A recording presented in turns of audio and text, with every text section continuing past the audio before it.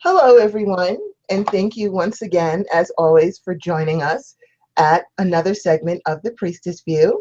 I'm Goddess Rhonda, and of course, we have with us Goddess Star. Hi everyone, merry meet. Glad to see everyone here tonight. As always, before we begin, we like to cast a circle of protection around us.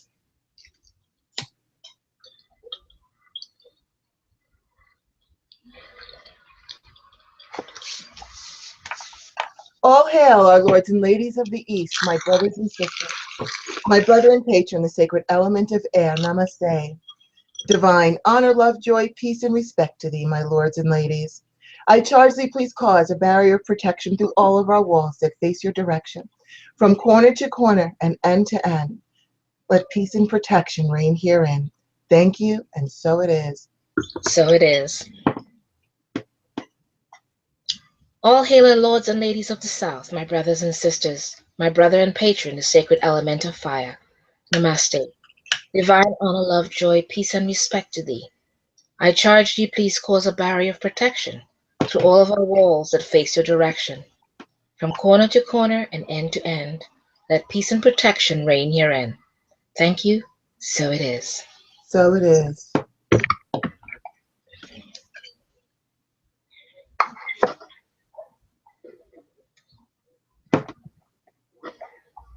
All hail, my lords and ladies of the West, my brothers and sisters, my sister and patron, the sacred element of water, namaste. Divine honor, love, joy, peace, and respect to thee. I charge thee, please cause a barrier of protection through all of our walls that face your direction, from corner to corner and end to end. Let peace and protection reign herein. Thank you, and so it is. So it is. All hail our lords and ladies of the north, my brothers and sisters.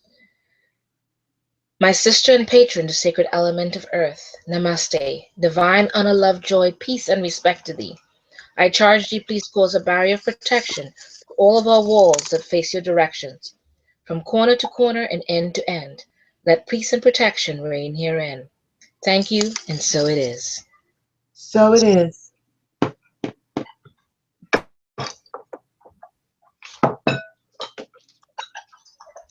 And we now bring down the divine white light from the sacred source of all well-being and fill our spaces with peace and protection always. So it is. So it is. So welcome once again, everyone. This is our Wine and Conversation and Frequently Asked Questions show. Hopefully everybody's got something of their favorite beverage, tea, wine, soda, whatever is your pleasure. I have a nice glass of Cabernet here. What are you drinking, Goddess Star? Well, I've got my favorite wine as usual from Trader Joe's. I love it. It's a Trader nice Joe's. Let's toast to Trader Joe's. Hail Trader Trader Joe's. Joe's, man. And to everyone's health. And to everyone's health and blessings. Yeah. All right. So as you can imagine, we get a lot of questions, and there are questions that a lot of people ask the same questions, and usually people that because they're new at this, they don't know what to do, they are very confused. There's so much knowledge out there now. Sometimes too much knowledge can be really overwhelming. You know, back in the olden days, I won't date Goddess Star and I too much, but let's just say they didn't have computers. And we didn't have all this, you know, you really had to work to get some information. Yeah. But now there's so much information that it can really be overwhelming because you've got so many choices, so many paths people are offering. You don't know what to do. You don't know what's the right one. So we're just going to go over some questions that are frequently asked by the people that we deal with. And some of you also have submitted your questions to us. So we're going to cover those as well. So we're going to start off with our first question. And our first question is, what should beginners of the craft know? So I'm going to let you start off, Goddess Star, and then I'll chime in. Okay. Well, one of the things is that kind of research who you go to for knowledge. Not everyone, I wouldn't say has right or wrong answers. I just think that just like with anything else in life, where you get regular answers from, have the same kind of protocol for how you decide or who you decide you want to learn from. I mean, don't just take, say, anyone in particular, because in the witchy world, that suddenly you're going to go with anyone that you see or is willing to accept you as a mentor or someone to work with. Be very diligent about who, investigate that person's background, who and what you're dealing with, and just in general, I would say, just be very careful, like with anything else in life, you know. Um, Knowledge comes with a lot of sometimes a lot of ties with different people, depending on who it is, and how they want to give that knowledge. So I would say just be leery as with anything else. And when you do find someone, be respectful of that person's time, and because that's a lot of time to put in with someone. So there's a lot of um, wondering if that person even has the time to put in to give you any kind of knowledge. So I mean, that's one of the things that I have. It's just that off the top of my head, I should have wrote some notes down for little things. So I'm going to kind of feed off of you for a bit. But anything that No you have there, problem. because I think it kind of comes as we kind of both kind of go Mhm. with it. So what Well, do and you? that's another thing that's good about our show is we just speak from our hearts. We say what we have to say, and we discuss Yeah, each thing as thoroughly as possible. And that's a really big question. What should beginners of the craft know? yeah, What should you it's a know? lot. It's I a lot. think the first thing you need to know is yourself. Who are Yeah, you? Who are you drawn to? What are you drawn to? Are you drawn to romance and love and that sort of thing? Well, then you can study the fertility goddesses and the fertility magic and earth magic, because that's what that's all about. If you're drawn to business and achievement and doing all those kinds of things, then you're going to go with prosperity gods and goddesses, prosperity work. You can go with all of the elements can bring you prosperity, but you can go with the one that you've been assigned to with your birthday. So depending on who you are and what your nature is, that can determine what path you go on. If you're the type of person that you want to defend everybody and you're an advocate, then study the war gods and goddesses so that you can protect people and learn how to do that. Before you can understand what your path is and what you need to know to get on that path, you need to know yourself. You really yeah, need to know, who am I? What am I drawn to? Who is my patron element? What interests me? And this way, at least you can start to get an idea of where to begin. Because again, if you go onto Amazon or just Google witchcraft, how to be a witch, you'll get 50 million responses. And you're yeah, like, well, I don't know, what are you going to do? Read all 50 million websites? You can't do that. It's going to take too long. You won't even live that long. So the best way to start is to understand who you are. as What a do you person. want? What is your mission in life? And that is going to open the road for you to determine what path or what modality or what books that you want to study to start getting yourself together for this. As you said some of that, it kind of brought up some things, and that's interesting because that's what happens to us all the Right. time. Um, One of the things that I find, and it happens all the time, I'm sure it happens to you too, like when you have, especially when you have people in your classes, Mhm. um, you kind of almost want to ask them outright, why are you drawn to this? Because a lot of people come in to it and it's a fad to them because you can see their reaction to certain things, and right away they start with there's a whole slew of classes for a year and a day, and all they want to come in the minute they come in is, so when do we get the spells, Yeah. when do we get this? That's all they want to do is the certain things, whereas um, studying to be that person that you want to be is like any other religion or any other thing that you're getting involved in. There's a whole slew of learning, that arc of learning that it comes with, and it doesn't always start at the spells. Maybe you came in at the time when that's when it began, but Mhm. sometimes you're not, and there's a lot of mundane things that you have to study across the board to understand where the other things come in. How does it place itself? And realize that as you go along, a lot of them realize, I've had people say, I just realized this is not my kind of spirituality or my religion as I thought it was. Some people have said it's just too much work to learn all these things. because they're coming in from Charmed or different things that they've seen, and they're not realizing, yes, I love that show Charmed because there's so many of things that were brought to light that were very true and honest and not just TV land. But bearing that in mind, it's not a fad. This is a serious thing. This is who you are. It defines who you are, because you would be living and breathing this just like anybody else in whatever religions that they're drawn to. If it's a Christian, it becomes them. You already know as a person who they are. And that's the same thing with being a witch or a Wiccan, as however you want to term yourself. And it is not a fad. It is something that you've always been drawn to, whether you realize it or not. So it is not something you do part-time. It's not a part-time gig. Definitely not. It is a lot of work. It is a lot of reading. It's a lot of, everything that you can possibly think of. One of the things I would suggest is there are no questions that are stupid. That's Well, right. I mean, it depends. But you know what I mean. If you think you hear someone say something, there are people that, somebody would say in a class or whatever, we've had them say, I had an OBE experience. And you can see it on the faces of some of them. They have no clue No what that clue as means. to what that But means. They don't want to ask. they will not ask what that is. So I've had to say, just for the interest of everyone, what does OBE mean? Explain to them what that means. And that's when they go, oh, I was just kind of wondering.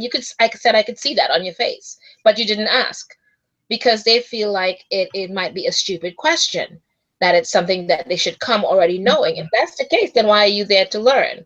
So the whole idea is, wherever you are to learn, or wherever you are sitting down and involving all of this in a group session, and I find actually learning is best in that group session rather than one-on-one, I'll be honest, because even if someone's teaching you one-on-one, you would find that in a group session, questions that even the person that's teaching you, yes, they have that knowledge, but if it's not brought up, they may forget, because there's a lot of things that's in that mind.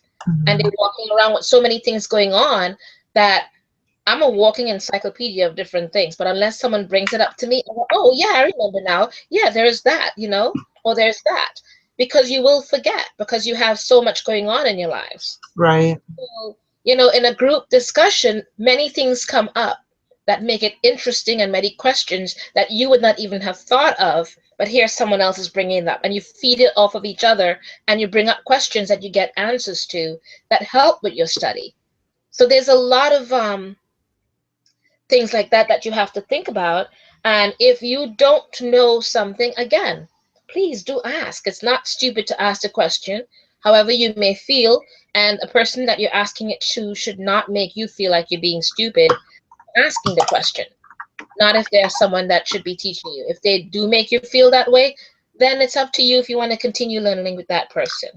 But you have to keep some of these things in mind. What do you think, Goddess?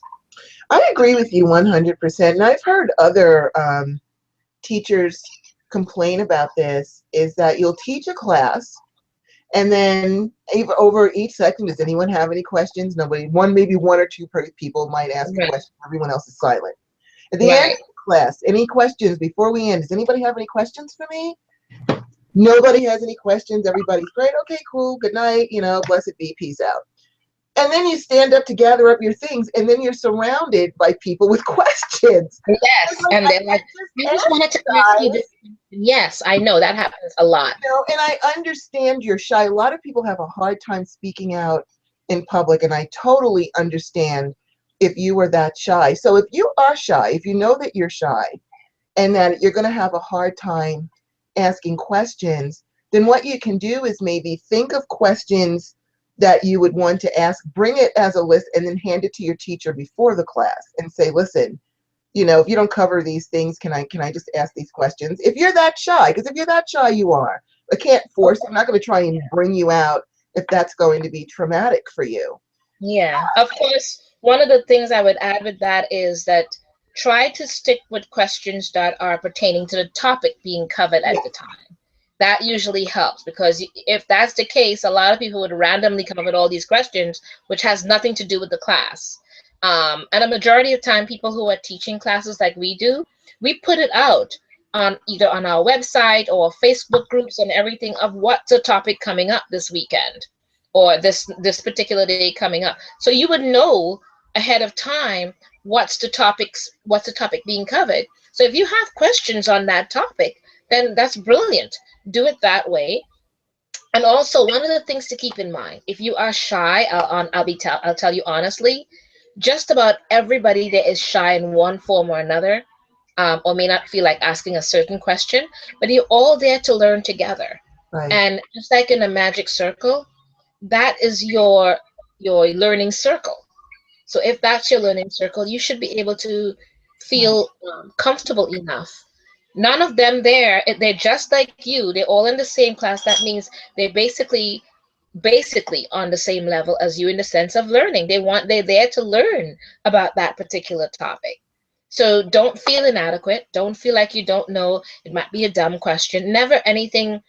Honestly, things are not always a dumb question. A lot of times it's something somebody else is thinking. They just chose not to ask. But if you ask it, you will have it answered to you. And isn't it better if you're not sure about an answer about something, isn't it better that you ask and you have it answered rather than you sit quiet and you don't say anything? And then at the end, and I'll be honest, at the end when all of them are surrounding me with questions, I honestly don't have the time at that time to do it. I don't. So then I have to either answer you very briskly or, I have to cut you off or whatever it is. And that's a shame because I gave you the many opportunities to ask the questions during the class. So it's best if you and if you don't, again, because of the questions, the topic's already up saying what's going to be covered, bring the questions in with that regarding that so it can be covered, because just to give you an example, this past yesterday, well, it's Sunday, yes, that was yesterday. Yeah. We had a class on celebrating pagan lifestyle and pagan parenting, raising your kids as a pagan child. And there were some who were parents already, some who were thinking of being parents, and it ended up being this really whole big discussion that even went past the time. The class was a 2-hour class. We ended up being 2 hours and 30 minutes because there was so many things that came up in that time that you would not possibly think of, from coming out of the broom closet to being that witch all the time, or raising that pagan child, because people have questions about that. How should I celebrate the Sabbats with them? How should I, because our kids go out in a world where, um, in general, they don't get told about pagan lifestyle out there. They get told about every other religion's lifestyle but their own. So you have to indoctrinate them in things at home to make them feel better so that they could know or walk around with that knowledge in their minds about their own religion and where things come from. Because some of the parents brought up facts that their kids are confused by the public knowledge and what's being taught at home. So there's a lot of little things that if you don't ask the question, we can't answer it for you. We can't help you solve it together. And we may not know all the answers, but if we discuss it Right. together, we come up with the answer together. So it's a good, when you're in a learning group, that's the best time to bring up things and to get it off your chest, because that's where we are in that learning magical circle to learn with one another. It's a great thing to Yes, do. that's true. And if you're thinking, well, it's a stupid question, turn that around. It's actually, think of it as a helpful question. Because, again, you can have a question that's really important. It could have some real basis in what you're learning. And the answer to that question can help the whole class and not just you. So if you think about, well, if I ask this question, it could really help a lot of other people in the class. Just go ahead and ask the question. I promise you, your teacher will not. If your teacher laughs at you or says that's ignorant or something, then please stand up, gather your things, and walk And away. leave. I would. Get up and walk away. I tell you honestly, exactly what the goddess Rhonda just said. I will not. I'll be like, thank you so much. It's been real. And I would walk away, because that person obviously does not give you the amount of respect that's needed. And the respect should be, Absolutely. the respect with, especially at classes, is both goes ways. It's not just for the teacher because, oh my goodness, you're the perfect artist or whatever it is, priestess, or whoever you are that I'm learning from. No, it's a respect human to human. And that's the way it should be in general. So Goddess Rhonda is absolutely right. Yes. And we're going to go ahead and move on. Already, this is what we do. We've got one question. We took us 22 minutes to do one question. So we're going to pick up the pace for you guys. Yes. All right. So our next question is, do you have to cast spells if you're a witch? You know, there are people that are going to say, oh, you don't have to cast spells and you don't have to do this. No, you don't have to. But my thing with that is everybody casts spells. I don't care what your spirituality is. Everyone casts a spell. When you're looking for a job and that thought goes into your head that you're going to find yourself a new job that's going to pay you enough to feed your kids, put a roof over everybody's head, grant you, you know, some vacation money and things like that, you have just started casting the spell. You have sent the energy out through your mind, and everything else is a follow-up. So do you have to cast spells? Of course not. But you're doing them anyway. You just might not realize it. Everybody does. The same way, and I've said this before, if you are getting ready to go to the club on Saturday night and you know there's a guy there that you just really want to get with, he's there every week, so you put on some extra mascara and you do your hair and you put on your perfume, which is really a potion to attract people to you. Think of what you're doing. You're glamoring, you're putting potions on, you're doing all these things to attract somebody to you. That's a spell. So I think people, you know, like, oh, we can't cast spells. That belongs to witches and the devil. People cast spells every day. They just don't know it. Even praying is casting a spell. Yes, yes. You know, everyone casts spells. So do you have to do a formal, ceremonial kind of a spell if you're a witch? Absolutely not.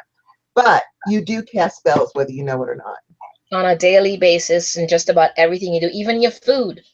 When you do making your food or your dinner for everyone, the whole time you're thinking, I'm hoping this dinner turns out the way it needs to be for everyone to be nourished, or whatever it is that you want from it. Everything you pretty much do. I mean, honestly speaking, I would say yes. Even though you said no, I believe that yes, as a witch, that's your life just as much as everybody else, like you said, pretty much on their daily lives from the time they get up, it's either a ritual or a spell they're doing in one form or another. Absolutely. From putting on makeup to whatever it is. So that is part of your lifestyle. We just call it spells. A prayer is a spell. Watching a Catholic person with a prayer bead, when they sit there and they're kneeling down and they working through it, and that's a cord magic of different type. That's a spell with a cord magic, but instead it's with beads. But they're basically praying for something, for an outcome of something. They light a candle for the blessings of whatever it is or for whatever. That's all spells. So in their daily lives, they're doing it without realizing it. And here you are as a witch, that's part of who you are. And it's kind of like trying to deny that that's who you are or what that's part of what you do. And it is part of what you do on a daily basis. The differences are you are recognizing it for what it is, a spell, in every sense of the word. Everything you do, from glamoring to the food to everything you do. So it's just recognizing it for what it is and calling it what it is. So yeah, I'm sorry, but you do, you know, and it is you casting spells, informally or informally.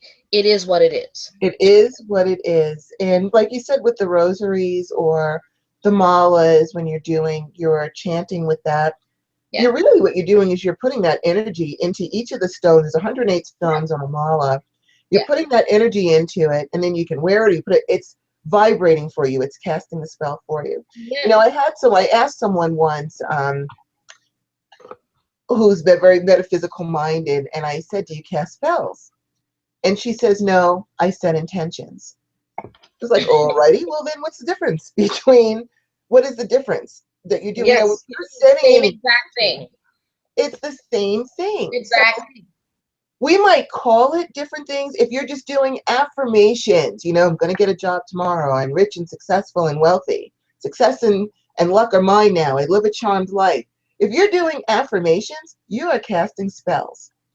So it's important. The first thing you need to recognize, the question isn't, do I need to cast spells if I'm a witch? The question is, am I aware that I cast spells all the time? Because you do. You do it all the time. Everybody does. And basically, honestly speaking, you can call a spell by any other name that you wish to call it, but it's still a spell. It's still a It's spell. just recognizing, or the differences are a witch recognizes it for what it is, straight up. Absolutely. And you are Recognizes, acknowledges, asserting. and accepts it. It can be even as simple if you're applying for a job and you're sending them an email, your energy, your intentions are going into that Yep. keyboard, into that letter that you're Yep. sending out. As soon as you hit that send button, you're releasing that energy out to bring you what you want. It's still a spell because you set the intention of what you want, you took the steps to get it, and you release the energy. It's a spell. So just recognize that you'd already cast spells. People might be shuddering in horror if they're of other spiritualities. No, I don't cast spells. Yes, you do. We just call it, maybe you call it something different. You call it chanting affirmations or meditating on what you want. You call it something different than we call it, but you are casting a spell. Trust me on that. We do it all day, every day. So now your new question should be, how can I cast my spells better? That Yes. should be the question, because Yes. you're already a spellcaster. Yes. Do you want to add anything more to that before we move on? Because we've got a lot of questions No, here. I think we're good. We covered it all. Like I said, it's just a matter of the differences are is that witches tend to recognize it for what it is, call it for what it is, straight up as a spell. They accept it and they go with it. That's the only difference. But yeah, you go. I think, but we pretty much answered all that questions there. And So I forgot to tell you, we have our chat room up. So if you have any questions, by all means, please put them in the chat room. You'll find the link to the chat room. You might see me typing. I answer people in the chat room. But we have the link to the chat room right in the description of the show, right beneath it in the YouTube description. It's also on our Priestess View page as well, that you can click on that. Please join us in our chat room. Ask questions. If you're shy, you can go to our Priestess View page and send us a private message. And we also now have our Priestess View group that has all of our stuff in it, the spells and the information that we give out. So you can also join that and send messages that way as well. I just wanted to bring that up in case you have any questions. And we'll be monitoring the chat room to make sure that we don't miss any questions that you may have to ask us. So now, another big question that I get, and I'm sure that you get this too, Goddess Star, is why don't my spells work? So I'm going to let you answer first, and then I will follow up with you. okay. It could be actually, there are so many reasons why sometimes a spell does not work because one of the things that I say to people, even when they ask you to do spells for them, is from the very beginning, something they're talking to you and they start negating it. They start saying, I don't know why I'm even buying this, having you do this because I don't know if it's going to work. Like right away, you're negating the spell, and spells begin from the time you initiate it, from the time you say, I want to do a candle spell or whatever spell it is for a particular outcome. So how could you go from I want to do this to I'm not sure it's even going to work? Right away, you've now negated that spell. That's one way. There's also one of the things I find is that people's impatience with a spell. Um, well, when is it going to come to fruition? When is it going to happen and be what I want it to be? Um, Spells happen in the time that it's supposed to happen. No one really knows the time frame, but sometimes you can say, okay, a spell could happen within the first 30 days or something like that. A spell sometimes could start happening from the time you do the spell, Mhm. from the time you begin. So you never know. A spell could begin from the time you start it. You start seeing results from that time to it in that any other time. So there's really no time span for spells, but people want you to pin down that time and tell them. That's sometimes the impatience of it. That is also some of it that takes away. Um, some of the things that you may or may not realize is sometimes the spell does work. It's just not answering it the way you expected it to be, and maybe not in the way that you want it to be. So you think the spell was not answered, but it was. Um, so there's a number of things, you know what I mean? What happens with you sometimes, Goddess Rhonda, that you can think of that will not make it work sometimes? I have quite a few things. It's like all of a sudden I went blank with some of it, but you go ahead, huh? That's okay. You'll pick it up as I start talking because I got Yeah. plenty to say about this. Okay, so first, one thing you have to understand, as Goddess Star explained about time. I know you're like, well, I need this in a certain amount of time, and you're impatient, you want it to work. But you have to understand there's a lot of mechanics that now have to go on for the spell to work that can take time to do that. Let's just say you want a new job making, X amount of dollars in the field of technology. Let's just say that. Well, now you've done your spell work. Now the powers that be have to start looking for an opening. Someone's got to leave that job for you to get it, or a job needs to be created for you to get it. So now they've got to do the work to find a job opening for you or have someone create a job for you. There's energies, there's work that has to be done to make the arrangements to get what you want. So depending on how big the thing is that you want, if you want a job that's going to pay you $150,000 a year and you're this big executive, those jobs aren't very easy to come by. So there's a lot of work and effort that's going to have to go on. And maybe the universe, we don't want to hurt anybody, make them get fired and lose their job. So now we have to just wait either until that job opens up so that you can get the job, and then they'll figure out a way to send you, a notice that job is there. It could take time for everything to be arranged. It's not just like, okay, I want a new job. I'm going to be like Samantha Stevens, twitch my nose, and hey, new job. It doesn't work that way. There's a lot of things that go into this, a lot of things that have to happen in order to get you what you want. The universe has to work hard to do that because now they've got to be on the lookout for this $150,000 job that you want with your corner office and all the other things, which again are not easy to come by. So if Yeah. you're just asking for something, what, I just need a job. Well, then they could probably get you a job, maybe it might not be 100, maybe it's only going to be $15,000 a year or something, but they can get you a job probably pretty quickly. But when you start adding on exactly, I want this, and I want this, and I want this, and I want this, and I want this, might take time for those energies to gather. Because remember, we are harm none. We don't want someone to get fired so that we can get a job.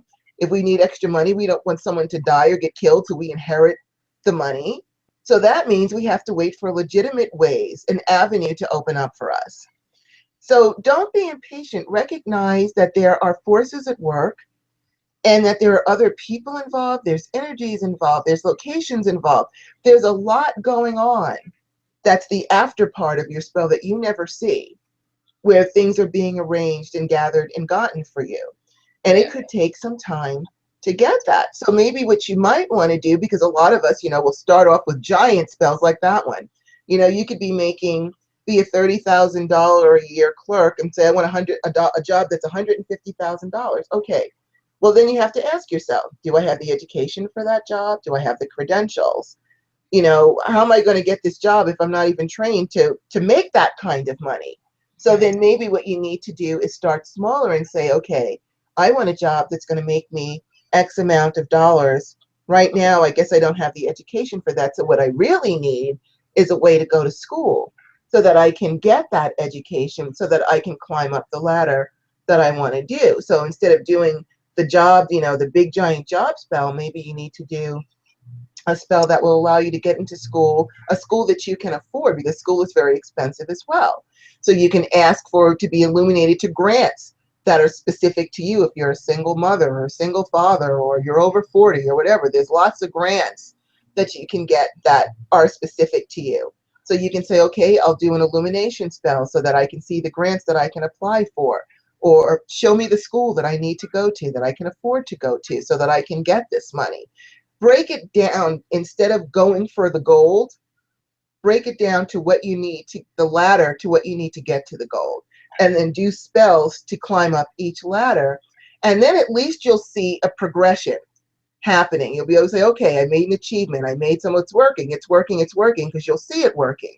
Whereas if you try to just shoot for the top, you want to be a grand, let's say you're a singer, you sang all your life, and now you've decided you're going to go into the music business, so you cast a spell to become a Grammy Award winner. Well, you don't just get to become a Grammy Award winner when you first start out. First you've got to do the clubs, or, do little gigs, and then you get bigger gigs and bigger gigs and things like that. So you can just start off small and then work your way up. You can do a spell for each step on your ladder, but trying just to jump to the top rung, there's a lot of energies and a lot of work that has to go on after your spell, after you've finished your part of it. And so you need to understand that and not get frustrated. Yeah. And I want to add to that is that one of the things that people fail to realize is that yes, as a responsible witch, when we're doing a spell for you, we will have you feel be realistic about the spell. Like you said, how can you be the CEO when you don't have the education to even be there? So you have to be realistic about what it is you want. And yes, spells work, but it's not going to be unrealistic either. Um, if that's the case, you're going to be in a position where it's not appropriate for you and you're not going to be able to do the job that is expected of you. So you have to be realistic about all the things that you want. Yes, it does take work. That's the other parts of spells that people don't like. They Mhm. expect it to all be done and there's no work involved. Just let it happen like that. That's Samantha Stevens or Charmed. That's TV land. That's not reality. Reality is magic works, spell works, but it also takes work. It's kind of like, that whole thing about I'm going to do a spell to win the lottery, but I don't go and buy a ticket. Gee, that's smart of me. That's so smart of me. I'm going to do a spell to do the lottery, but I don't buy that ticket. So you do the spell to win the lottery, but of course, be smart. You're going to need to go buy that ticket. Now let's finish up the spell with the lottery ticket, the numbers that you choose. Or how about the spell to get the numbers in your head as to what numbers you're going to use to go get that ticket with? Things like that. You have to be it to do spells actually, it's not a dumb thing. Spells are not for dumb people or for people who cannot think. You actually have to think for spells to work. You actually have to think how to get it done, how to make the means happen to make that spell work. And that's what people, I think that's how people negate spells, and that's how people start doubting their spells, because all of a sudden they realize, gee, darn it, I have to actually work at this spell. Yeah, you do. It takes part of you. In the so-called in the Bible, what does it say? The God helps those who help themselves. Essentially, that's exactly what it is. So Right? it's interesting. It's interesting. So you have to think about all of those things, and it applies there. It does. You have to help yourself to make that spell work. It's the exact same thing. Absolutely. And I'm glad that you said that about putting the work in. That's another thing that could be why spells don't work. And I Yeah. remember, and this is going, again, I refuse to date myself on television, but going way back into the olden days, you probably have this book, Goddess Star. Do you remember the Witch's Formulary and Spell Book? That was the name of it. It was like my first magic book. I don't even remember where I got it from. It's just so long ago. I think we had like Is one that little, one that's black and white? It's a black and white cover. yes, That black is and white cover. I'm gonna say it. I know it. I do know it. Yes, It's written we are going back written by into Herman Slater, and he has the formulary is the oh my goodness, but it has a lot of different recipes and stuff in it. right. Plus, It's got a the lot of spell. different It's written by Herman Slater, and he was in New York. He used to have a shop on West 19th Street in the late 70s, early 80s. He was amazing. I came in on the tail end of him before he passed away, um, into New York, and his work, his books, especially his two books on spell work and formulary, they're brilliant. They just, unfortunately, those books are so hard to come by now. They've been republished since he passed away, and sometimes it could get real expensive for his books. And I happen to have three different copies, like different ones that he had written, and I'm holding on to those things like they're gold because they're hard to come by, and his work was just brilliant. But I know the ones you mean, and the fact that I know it means something. yes. I'm aging myself. Well, thank you very much. You actually aged both of us by giving the year out, so thanks a lot. I'm sitting here trying not to date myself. You're like, yeah, in the late 70s. Like, that's a lot, Goddess Star. But Well, that's that's when he did it, but I wasn't here at the time. I came in like about uh like a little bit past the mid 80s. I came to New York, and honestly, it was such a brilliant thing. Like mid like not close to the mid 80s, and I met him, and he was such an amazing gentleman. It was a pleasure meeting him. right. And it was very sad to see him go, but life happens. Life But happens. he left behind a um, great books that if you can get a copy of it. um, I have it, and it's such a shame. I wish I had known we were going to bring that up. I have it on my It bookshelf. only just popped into my head. Yeah, It just but you know popped in what my we head as I was can do? talking. We would place it in the Facebook group for you guys, so you would have the names and see if you can get the copies of it. They're brilliant books. Yeah, but I do happen to know that. Yes. And thank you once again for letting everybody know how old we are. That's okay, though. Yeah, I'm proud to be a crone. I am a I proud, am. I'm so sexy happy crone, so it is all good. But I've been around too long. getting back to why spells don't work, I remember, and keeping in mind, like I said, we didn't have all the knowledge back then. I mean, you really had to work hard to get some kind of knowledge about anything. So when I was first starting out, I literally read spells like they were, like you said, they were recipes. Okay, let's see now, a drop of this and some of this and some of this, and I put it all together. It seems like I did it right, as if I was baking a cake. I followed the recipe. But because I was so ignorant at the time, I didn't put the energy into it. I didn't put the emotion into it.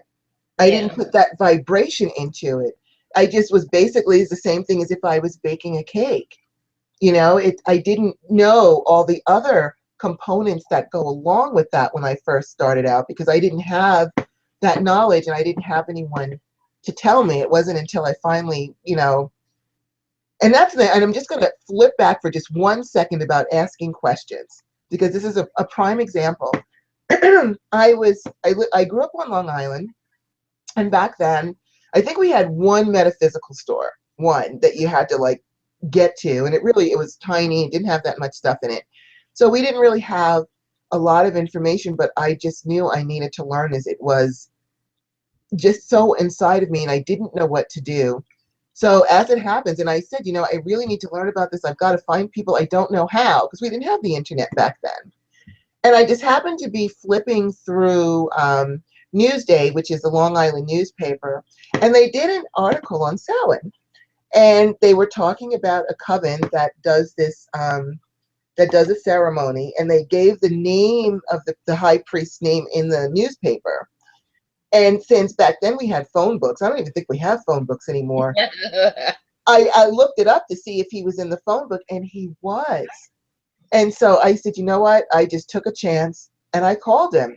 And I said, listen, I read the article. Please forgive me for intruding. And, because this is New York, you just don't call up strangers and start talking. But I was desperate. And I was like, can I please come to the ceremony? Can you please help me? I just want to meet people and understand. And that is how, just like that, he said, absolutely, come on over. And my first husband and I went down there. Everyone was so kind to us, and we found a spiritual community just because I got the guts up to call someone and ask. If it was the wrong number, it would have been the wrong number. Okay, at least I tried. But Right. because of that one phone call, it opened the entire world for me because now I was immersed in the metaphysical community there that was very hard to even find because, again, we didn't have meetup groups and all these things. You just had to know someone who knew someone who knew someone if you were lucky. And Right. so just that one phone call opened this world for me. So please, again, don't be afraid to ask your questions. But going back to this question about why don't my spells work? Again, I was not putting the energy, the requisite energy, into everything that I was doing. I didn't empower the tools because I didn't know any better. So the more you understand about spell work, before you even cast a formal spell, Study spell work. Understand what it means. Understand how to empower your tools. Understand what tools you need and why. Why do you need these tools? If you understand why you're using something, then it puts more confidence into it. And you must have confidence is a huge component of spell work. You must have confidence that it's going to work. But if you're unsure what the stone does or what this herb does or what's an atome, you don't know any of these things, then you're starting a spell with uncertainty. And if you're starting with uncertainty, you're going to end with, you're not going to get what you want. Right. Because you're questioning yourself now. You're questioning the spell. You're second guessing. That's a really big issue with that, with not having your spells work for you. And I know that's a big question that a lot of people ask. Well, I tried these spells. They just never worked for me. Another thing, and tell me what you think about this, Goddess Star, because Goddess Star and I say this all the time. A spell has to be custom to you. So let's say you want to find a new boyfriend or a new girlfriend, and you look up a spell on the internet, or you pull out your favorite magic book and you look at a spell. And it says in there, okay, you're going to need 2 pink candles and a dozen roses. If that doesn't resonate with you, if you hate roses, and you think that daisies are better, that you would rather get daisies if you're in love, if daisies represent love, or mums, or lilies, or whatever, go with the flower that represents what you want, that represents it to you. Because what happens is, if you're going to do a spell and there's a conflict where you're saying, well, they want me to use these pink candles, but blue represents love to me. I feel like I should use blue, but they said to use pink, I better use the pink. You're starting off with a conflict inside of yourself. There's a conflict going on where you're saying, this doesn't feel right to me. So now you've got a conflicted spell. You're putting in conflicted energies, and you're going to get conflicted results. So if you read that spell, read it first, see if everything in it resonates with you. If it does not, substitute those things with what does resonate with you, and you'll have a much better chance at success, because you're using things you have confidence in, things you believe are truly going to help you. If you're going in conflict, well, I don't know, they said pink, I think I should use blue, then you can expect conflicted results. What do you think about that, Goddess Star? I think that's true, because one of the things that matters to people without their realizing it, color magic is a big deal. Anything to do with color and your magics are a big deal, and how you view it. Example, in China, red means money to them. Mm-hmm. When we want to do money work, there's no way in the Western world we think of money as red, Mm-hmm. unless you've been indoctrinated into the Asian society and that's what you grew up with. When you think of a money spell, you think of green or even brown, representation of earth and the stability of it. So it's very different for us and how we view things, because to us, money is green. Right. Everything is relative. Um, I have had many classes on candles spell work that I love to do. Ever since I read Lady Ria's book on candle magic, she's got me so addicted to it. That's my spell thing. And I will teach it many a times about the color pink and how they view pink as love and, soulmatey kind of thing, and all these different things, and how red is the passion and all the different things. But when you're ready to do love magic, and I give people choices, I don't just say, I'm going to do a pink candle for you, or I'm going to do a red candle for you. I give them choices. What color do you think that vibes for you for the love spell? And majority of times, 99% of the time, they go, I know what the pink says, but the red feels better for me. It's my Mm-hmm. heart. It's my, and so that's what I end up doing majority of times for customers, because their choice is the red. That's what vibrates for them. Absolutely. So, what people vibrate for different things. And yes, colors do have a particular thing that happens to it when it comes to humans with the mind and colors. If you put them in a solid color room and you add the colors to certain things, their mind takes on a different view of it. And when it comes to love, people think of red. They just do. Whether it's indoctrinated via Valentine's Day with all the red balloons and everything, whatever the meaning is, heart shape, whatever it is, that's what happens.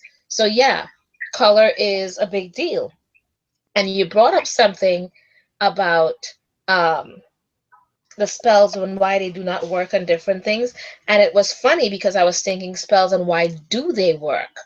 And I was thinking to myself, um, for a lot of people who are witches who with the spell part and they have an issue with, some of the biggest spell crafters are either Christians or Catholics.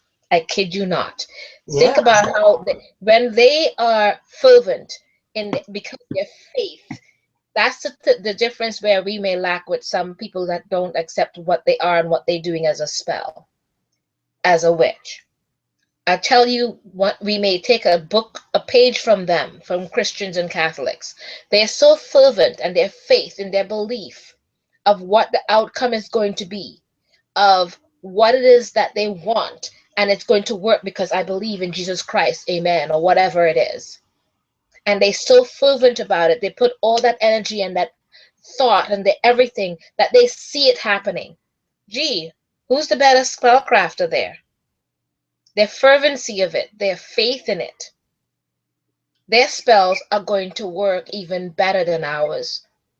I shouldn't say ours. I mean, for on those who do not believe in it as much as the Christians do or the Catholics do in their spell work without realizing it's spell.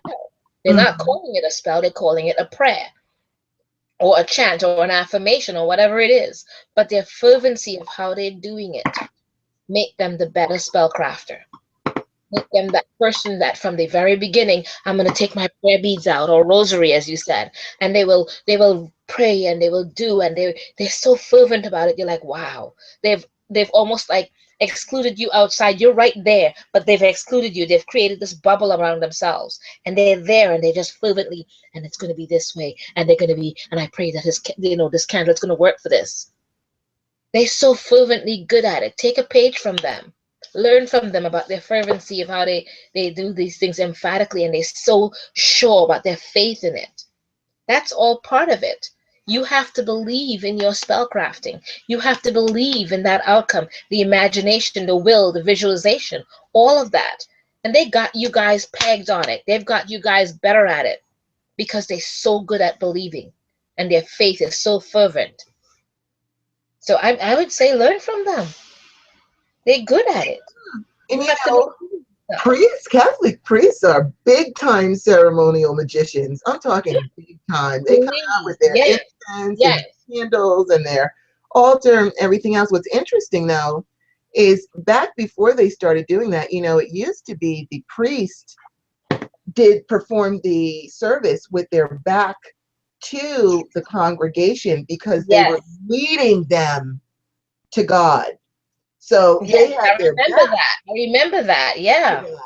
And then I don't know what made them. Maybe they felt turning around would make it more personable. I don't know. But I'm really glad that you brought that up because even, the most fervent Christians, they have things that happen in their life. And, we can't control everything. But more importantly, what I want to express is sometimes your spells don't work. And I know people that no matter how religious and spiritual and faithful that they are, still things happen. And they know, like, why did this happen to me? I'm such a good person. I pray every day. I make offerings. I do all these things. I believe in my work. It's just I don't understand what is going on. And I have to tell you that the universe can make an executive decision. If you are here, we're all here to learn something. We're on a journey here, and we all have specific things we're supposed to be learning about. So if you are supposed to be learning about humility, you might be poor for a while or might not have the riches that you want. You probably, if you have a roof over your head and food and shelter, you're doing okay for yourself because a lot of people don't have that. But if you're like, I want to have my mansion and my yacht and I want to have these riches and I want to be a powerful business person and I want to do all these things. But if you are here to learn about being humble and understanding the spiritual assets that you have over the physical assets, the universe can delay your riches until you get the lesson.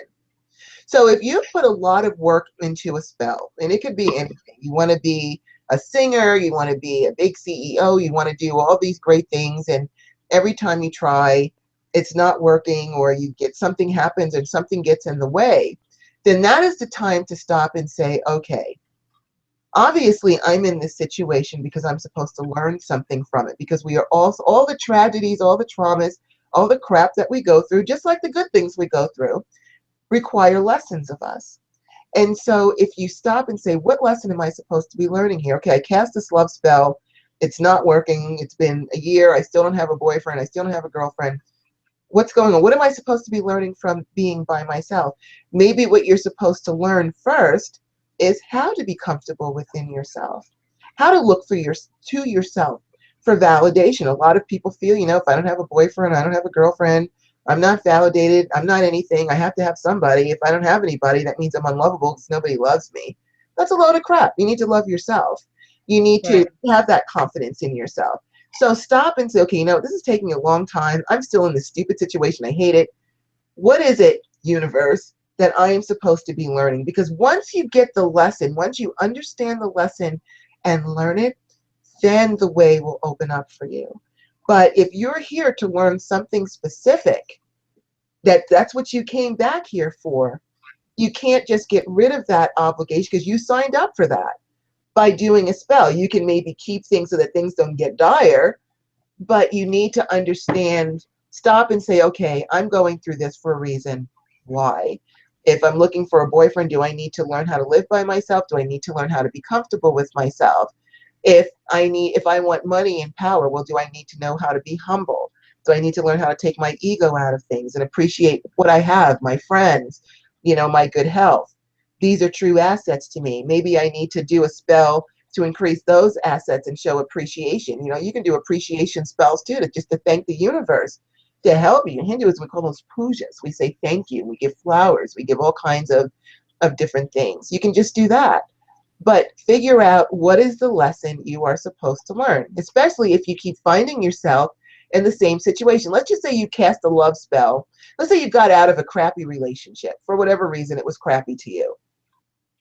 And so you cast a love spell and you brought somebody new in and you end up with a different person, but in the same crappy situation. So you get rid of that person and you try it again. You keep ending up in the same crappy situation.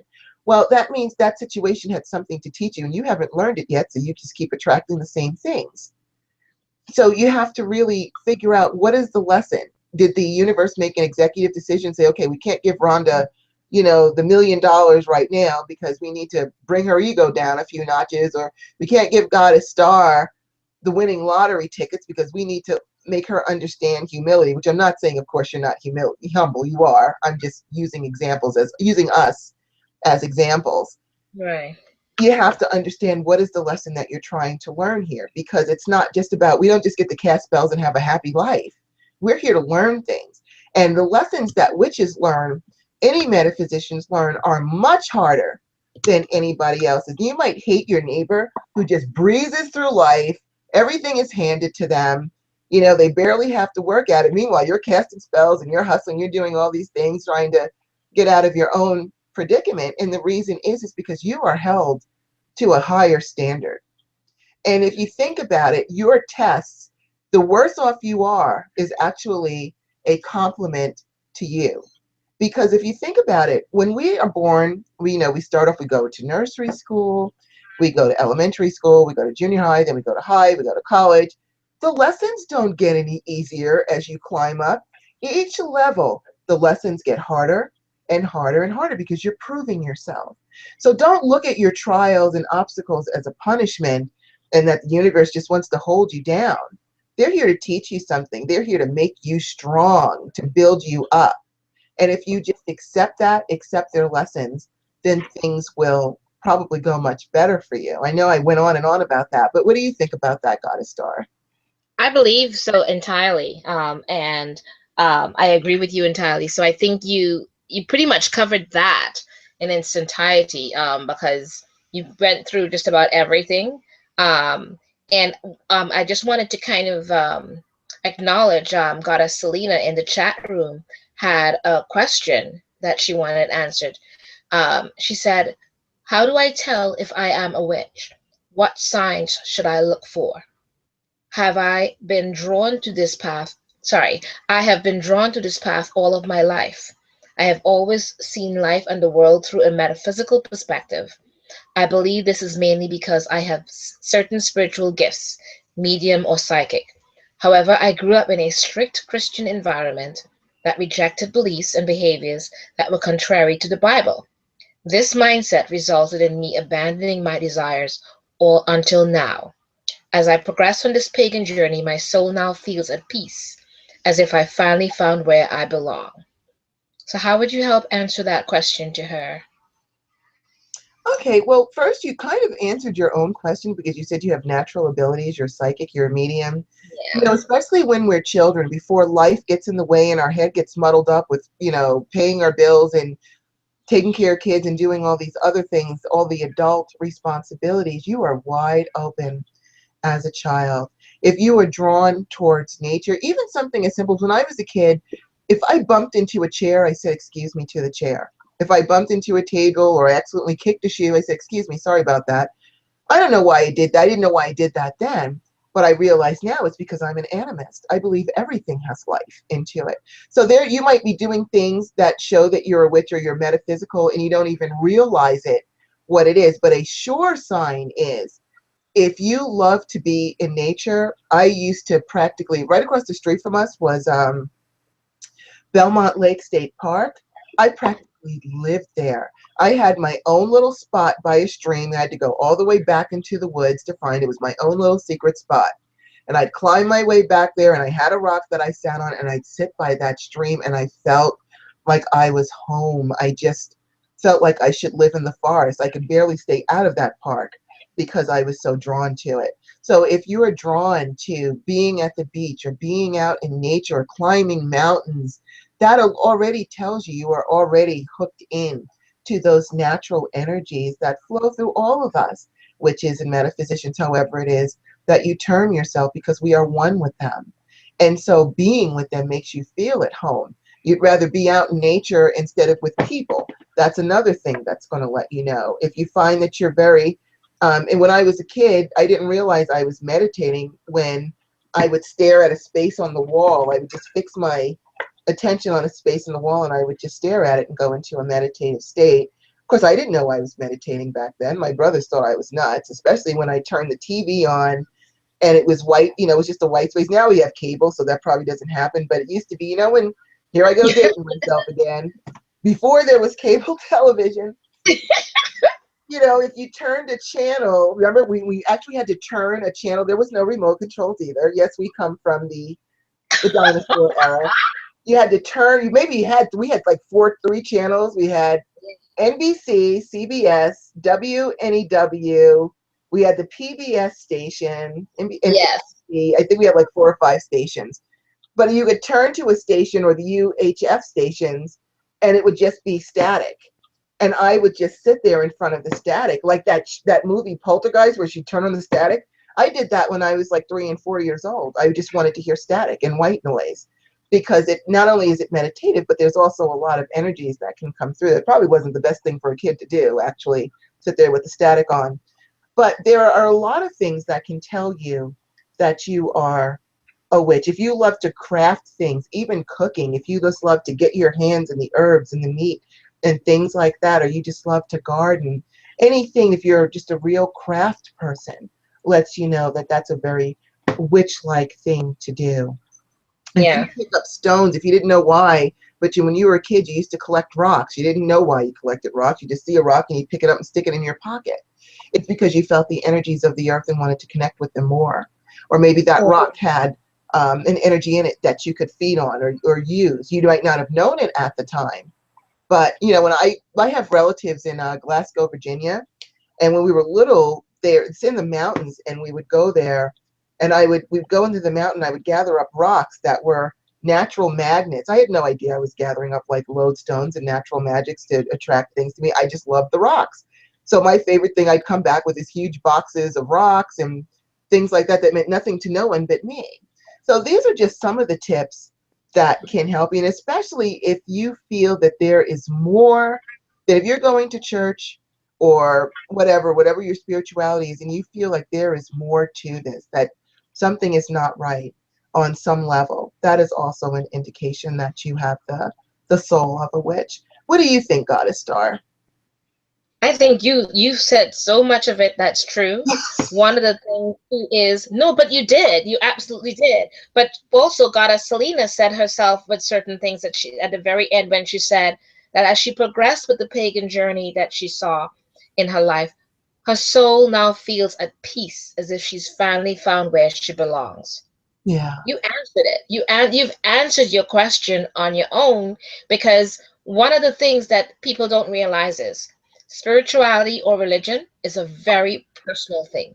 It's not a group thing. It really isn't. It's your personal journey on whatever it is that you're going on. No one can take that personal journey for you. That's the one part that Christians don't realize. They're ready to convert you into whatever it is, whether or not that's your calling, because that's what they believe is the right thing to do. When for us, we don't convert because it is such a personal, spiritual thing for you that how dare we try to take you on that personal journey yourself? No, it is meant for you to realize yourself. And the only time you know that it's the right path, whatever it is, whether it's Christianity, being a witch, what a druid, whatever it is, that path will only feel right to you and you will feel that peace in your heart. You will feel that peace in your soul. It resonates and vibrates with you from the get-go. And you would finally feel like Goddess Rhonda said earlier, and this happened to me as well.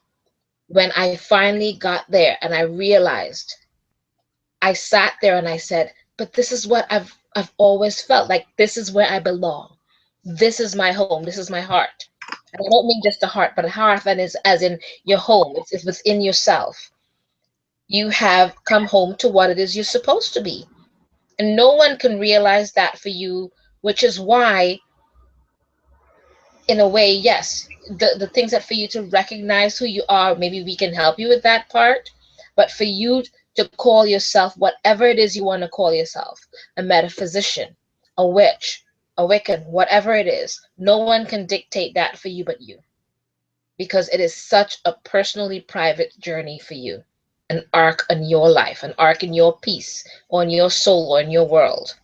So when you can say to yourself within your heart and your soul, this is where I belong, and you can literally say to yourself, whatever word you choose to call yourself, I am a witch. That is who I am, innately, to the core, and as a being.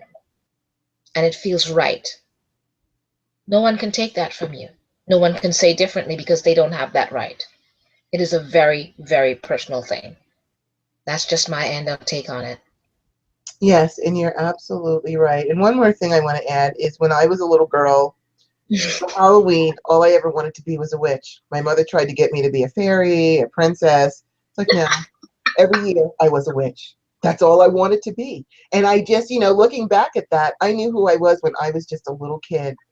So you'll probably see you have the same tendencies. And most of you, I really know that you know who you are. But what happens is because many of us, including myself, were brought up through in the Christian church, they put so many negative connotations on it that you almost might not even want to recognize because there still might be a part of you that feels like, well, what if I'm going to go to hell or whatever. And so my answer to that is, and I tell this to a lot of people who have come out of Christianity and are having a hard time dealing with being a witch because there's still that part of them. They've been so indoctrinated that there's still that part of them that doesn't allow them to really engage in it as well as they could. The Bible says, Jesus said, if you believe in me, you will go on to do bigger things than me. I might be paraphrasing, but that's basically the gist of it. And if you think about it, Jesus was about the biggest magician out there. He fed a multitude of people with just one fish. He turned water to wine. He walked on water. You only had to touch his robe and you'd be healed. He was a hell of a magician, and he told you straight from his lips, get out there and be better than me. So you already have the right and the permission. You were given to you by the big man himself, who said, get out there and do better than me. And that's all you need to know. Don't worry about what Matthew, Mark, Luke, and John said. They were just men with opinions. Who cares what they had to say? Let's focus on what Jesus said. If you believe in me, you will go on to do bigger things than me. So go on and do those bigger things happily because you are following what the man himself said. And you don't have to worry about what anybody else says. Anybody else is just a man with an opinion. If you want to focus on your Christianity, then focus on what Christ said and do what he told you to do and get out there and be a witch, be a magician, be a light worker, however it is that you want to term yourself. Right. Absolutely. All right. Our next question, as I fight with this pen to get it off of my thingy here, is what are the attributes of stones? I'll let you start off with that one, Goddess Star, as I fight with this thing. Okay. Well, what a lot of people don't realize is stones has many attributes, and kind of Yes. like people assign it to like a particular element. They assign it to a particular sign, astrological sign. Um, it has a particular elemental that represents it as well. It has, depending on the stone, it has healing and magical attributes as well. Not all stones have a healing attribute, and to some people, not all stones have a magical attribute, but majority of them. And personally think, whether other people believe that or not, I believe that they all have a use. They're all there for a reason. And I believe that they all have, if you really feel it and want to meditate with it, and even if someone says this stone doesn't have any magical attributes, there are ways that meditate with it and let it speak to you. Because sometimes that's how you learn from that particular stone. Because what someone says it's supposed to be does not mean that it's necessarily that, because that's what they got from it. So it doesn't mean that they're the be all and end all of whatever that stone is. So to me, stones can take on many attributes and many meanings. Um, and I tend to kind of go with um, many different types of stones, and some of them are very ancient. Like I think Goddess Runner knows I really love amber, along with its healing attributes. And amber really is not really a stone. It's more of a resin, but it has so many attributes to it that it reminds me of a stone. So, there are many things to it, and some of it I am still learning. Stones are not my forte, so I'm still learning with stones. And because I take on so many topics, that's one of them that I'm still kind of edging my way and learning my way through. So I don't know if you want to have any more additional things to add to that part about the stones and attributes, Goddess Rhonda. I would love to Absolutely. hear your take on it, because I, that's not, like I said, not my forte. I use a lot of stones. I love stones. I just love them to death. Even my rings that I have on, I have a garnet and a citrine to give me extra energy because we do so much work. But one of the things, in the metaphysical store that I do readings and things out of, people will come in and they'll say, I need to find a new job, or I'm tired, or I need protection. What kind of stone should I use? So I will bring them out into the stones and I'll point out the ones that represent protection, at least as far as I'm concerned. But then, you ask them, let me ask you a question. What color represents protection to you? So this is the way, you don't always have a big spell book or a big stone book. You could be in the store and you need to get a rock or something, and now you don't know which one because you forgot your book. Ask yourself, okay, what is it that I want? I want a new boyfriend. Okay. What color, as Goddess Star said, what color would represent love to you? And like she said, a lot of people will choose red. I think of green as love because it represents the heart chakra and it represents Venus. So to me, oh, by all means, get this green stone. But if that doesn't mean that to you, if you're like, no, red really feels like love to me, it's like, okay, well then, why don't you go ahead and get a garnet or a red jasper or a bloodstone that has a lot of red in it, and then it's got the green in it too, so we're both happy.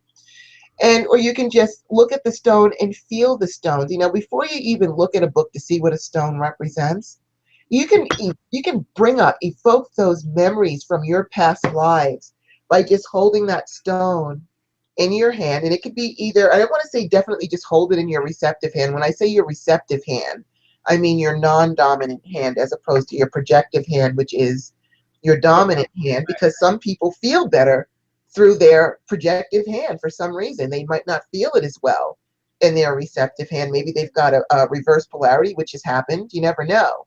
But feel it, hold it in both of your hands. Hold it in one hand, hold in the other hand. What impressions do you get? What energy do you feel from it? You can start to bring up those memories just by holding it and trying to feel, what is it telling you? What does it feel like? What does it represent to you? Does it stir something up inside of you? Does it stir up a past memory like, wow, this really feels like I should use this to get money instead of love. Okay, I'll get this one for my prosperity spell and pick something else up. Because you already have all this knowledge already. If you're a witch now, you have been a witch for many, many lifetimes. Your soul remembers everything, but in order for us to get through what lessons we're supposed to learn this time, whatever missions we're supposed to do, we can't necessarily know what happened at the other times, because then we'll be focused on that instead of the journey in front of us, which is now. But you can still bring up some of those memories to help you just by holding it in your hands. And close your eyes. What does it bring up to you? What feeling does it bring up in you? What body part does it seem to resonate? Because different body parts resonate with different meridians that you can use in your spell work. Yeah. Try and figure it out first, and then have some fun with yourself. After you write down what you think it means or what it means to you, look up a couple of stone books, or online you can look up what stones mean and see if it came up matching what you came up with. Then you know that you've tapped in to a soul memory. And if you tapped into one, you can tap into all of them. But at least try to hold it. Try to figure things out for yourself by how they feel or how the stone is talking to you. What vibration is it putting out? What does it make you? Does it make you feel good? Does it make you feel bad? How does it make you feel? This way you can get the attributes of the stone for what it means to you. And that is the most important thing. It doesn't matter what the stone means to me, because I'm not doing your spell work. It doesn't matter what the stone means to Goddess Star. It matters what it means to you, so that you can manifest successfully. So go with your feeling. Don't just, not all knowledge and wisdom are in books and websites and things like that. Try as much as you can to go internally. If you're thinking of doing candle work, close your eyes. What color candle do I think I need to do this love spell, or this prosperity spell, or this good health spell, or this beauty spell, or whatever kind of a spell you're trying to do? If you're in school and you need to study and you need to focus, what color do I think I should use to do that? And go with that, because it's your soul memory. You have a whole book of shadows right in here. And if you allow yourself to open up to that instead of just always looking for outside information, you can actually progress a lot faster, because you're pulling up soul memories that works, than just trying to base it on what everybody else says. That's true. Because one of the things, as I'm adding to that with stones, I'm bringing that part up, is because for many years, people have always said how much quartz stones feel very healing, and it's great for healing and things like that, which is true. It's fantastic. But as I have this really, I wish I had brought it to here with me, but I can't reach for it right now. I have this really giant size, it's about this size, uh, piece of amber, and we have bonded Oh, because uh, for some reason, and I did not even realize it, I started using it on my knee and different parts of that I have a lot of pain, and it's been feeling much better since I started using it as opposed to the quartz. And then I said, let me look it up and see what this is all about. And it's interesting. I found out that the amber resin is what originally the ancient or the old sequoia, is it sequoia trees? That some of the oldest trees on the planet, on this particular planet, the sap, that sap that comes out on the side of it to heal it, or any part that's broken and protect it, that sap is amber. On most trees that you see, when it comes out and they try to heal and protect itself from any part that's broken, for healing and protection. And I was like, wow, look at that. That's one of the oldest resin that we've got on this planet. One of the oldest. It's millions of years old. And actually, when you look at it from that movie Jurassic Park, remember when they brought up that story about the amber and how it's being one of the oldest resins around, and that's how they were able to create the different dinosaurs in Jurassic, 65 million years in the making. And that was interesting because it's considered one of the oldest things around, and it's collected and it doesn't change. It's one of those, like, unlike some stones that changes or will melt or changes as time goes by in the elements. Amber resin doesn't change, and it's always protective and it's always healing. That's all it does. And I didn't know that at the time that I was using it for that. So that is interesting. So either sometimes without realizing it, as Goddess Rhonda said, what that felt to me that made me start using it, and I didn't even know that's what it does. And I'm glad I researched it and found that out, because it made me feel better that here was this something that has to be have been a reason why I reached out to that all of a sudden, more so than the quartz, and why I was using it and why I was getting such results from it. So she's absolutely right. Resonate with it, meditate with it, see what you get from it, because a lot of things will come innately from inside of you, your core being or your past lives, as to what that particular stone means to you, you know. So it goes into things from one to the other, and she's right, you can learn from yourself. And we as priestesses that has been doing this for so long, we can learn from you, because you can teach us something new that you learned from it, and make us wonder and think about things, because that's what we always supposed to keep doing as witches. Keep learning new things and all the different things we can add to our knowledge. That's all gaining something, not losing anything.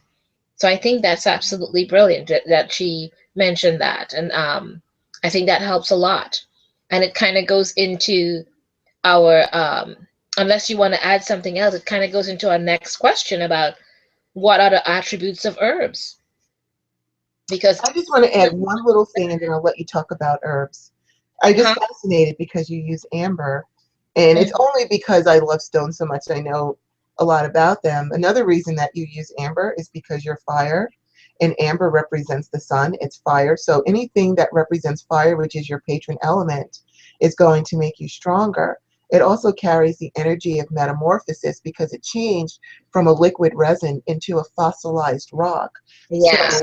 it can help you transform injuries into good health, or transform any situation into what you want it to do. And it's got the extra added benefit of being holding the life force energy. Not only does it hold the life force energy of the trees that it came from, but also a lot of times insects or plants and Yes. things get stuck in Yeah. the resin before it hardens, and it's in that amber. Yeah. So it's Yeah. carrying that life force energy, which powers it up even more. Yeah. So it's not a coincidence that you picked up that amber and you're having such awesome benefits from it. Yeah. And honestly speaking, I've had that amber since 1982. And for some reason, I didn't pick it up until I needed it, I guess. You mean I when you don't were know. like 5 years old? I'm just attracted to rocks in general. So I have a bunch of giant, like amethyst and amber and all these different things, but I didn't reach out to it until recently, I guess it's because when I needed it to help me with certain things. And I didn't reach out to it necessarily. It was always for decoration. I had it like for up under different things, and then I suddenly took it down and I washed it and cleaned it up, and I started using it. So like So, in 1982, you were like 5 years old, right? huh? So like, Very, yeah, okay. not that I know anything about the 80s. I wasn't around back then, so I have no idea what you're talking about. Absolutely. Yes. Oh, and by the way, Goddess Selena said to say thank you so much for everything, for the answers that we gave her regarding the Oh, other. you're so welcome, Goddess. I'm so glad that we could help you with that. So we're Yeah. gonna go ahead. Goddess Star, you were gonna say something about the attributes of herbs. Yes, yes. And I was saying that a lot of what you said about the stones relates to exactly with the herbs as well. That whole idea of, as much as what people tell you what herbs represent and what it's for and different things, magically, a lot of times you would find that it works for certain things for you magically that someone did not mention. Mhm. And you would and resonate with that and meditate with it, and or even burn it or use it as a tea, depending on what type of herb it is, because not all herbs can be used and ingested internally. Right. So, of course, educate yourself about it. But herbs has attributes as well pertaining to the elements or the medicinal, magical, different things that they do. Like for instance, in my whole recent, I wish I had gotten that tarot deck to show you guys. There's a tarot deck called the Herbal Tarot, and it has, for each of the major and minor arcana, it has an herb and what it represents magically as well as medicinally. And it's so interesting. There's some of them that you wouldn't even think of, like some of the like herbs like belladonna and different things that you can use, despite the fact that it is considered is it toxic or not toxic? It's actually poisonous, belladonna. Right. But again, it's interesting that if used wisely in extreme small amounts can help with certain Mhm. ailments. And there's so many things. Again, I think it's because it's teaching us that every herb or everything has a good, not a good and a bad, but a detrimental and a medicinal part to it, depending on how much or what you're using it for. And of course, me with anything else, just like there's good and bad, even with what you call it, vitamins. If you can overdose, or not overdose in detrimental way, but you can overdose on vitamins depending on you taking in too much that it causes a different an imbalance with the body. There's just like with everything else, you have to take it in increments of what it's supposed to be for the body, because that's just the way the human body is made. So of course, be smart about it. Educate yourself, ask your doctor about certain things because they know best in the medicinal part. But just to give you an example, basil has this magical part of where people use it for prosperity, protection, somewhat for healing. And then on the other end, and medicinally, we've used it for my son had a bad cough, that he had a cough and a cold with mucus. And he literally ate um, 3 leaves of basil, once in the morning, once at noon, and once in the evening. And by the end of the day, the cough and the mucus, everything was gone. It was over with, like it never happened. That's all that he used. No cough medicine, no nothing. I went to Trader Joe's and I bought a pack of basil leaves. And he just had, I told him, I gave him a little Ziploc bag with the 3 basils. And I said, eat one right now. And he chewed it and he left and he did it. He followed through with it, the 3 for the day. And by the time he came back home at the end of the day, no more mucus or cough or any of that. It was like it never happened. So it has, Awesome. yeah, herbs has so many different things. It's just another thing like the stones. You have to really learn about them because there's so many things that they can help with, whether magically or medicinally. And they have so many different attributes to them, and they represent astrologically, elementally speaking, and everything up to the elements rather. So it's just so many things to learn about the attributes of different herbs and stones, so that it's something you need to really learn and educate yourself about. What do you think, Goddess Rhonda? I agree with everything that you just said. I'm a huge believer in herbology. In fact, I've got my, I might even be able to, it's so long, I might even be able to pull it so you can see it, my herb plant, my basil Oh yeah, there you go. over there. I don't want to mess with it, so my luck, the whole thing will come crashing down, so we'll just leave it be. Yeah. But I am a big believer in herbology and all of those things. And I actually, I can't really add too much to what you said. You pretty much covered everything. It is important, one of the things, and again, being a witch requires work. There's a lot of studying. You'll What? never stop studying. You'll never Oh my stop learning. goodness. It's No. constant, constant, constant. But I do have some homework that I would like for you to do. For those of you who want to learn about herbs and are not well versed in them, I would like for you to go to your kitchen cabinets and take out your bottles of cinnamon and nutmeg and cloves and whatever else, pepper, black pepper, cumin seeds, sesame seeds, all your little things that you have in your spice cabinet. Take them out, sit down one night. You don't have to do it tonight, of course.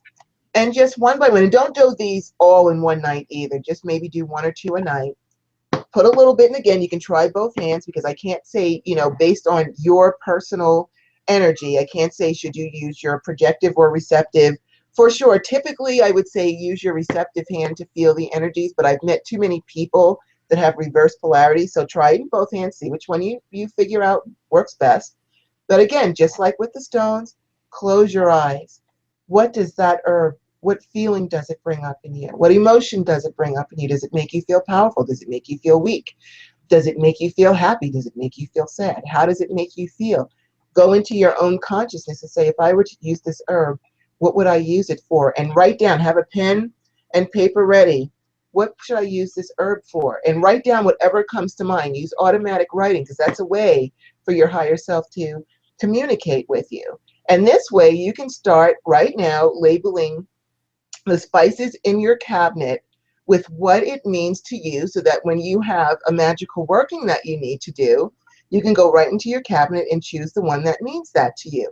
Now, of course, you still want to go and study, especially if you can get the Back to Eden book by Jethro Kloss, the Kloss Yes. family. I've lived off that book for, Excellent book. it's got so much Yeah. information in there. And what's really good about it, it tells you contraindications with other medications you might be taking, who should be taking it. Like if you have high blood pressures, you shouldn't use this herb. There's a lot of good warnings in there so you're not just vicariously taking something that could harm you even worse.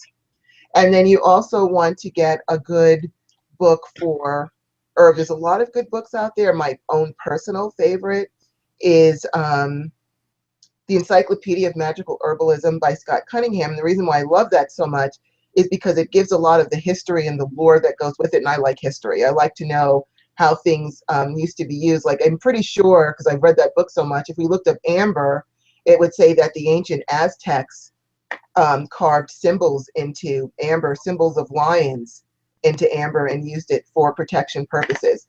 So you have to really, Goddess Star and I could sit here for the whole night and tell you all about the different herbs to use for what, when, where, and how.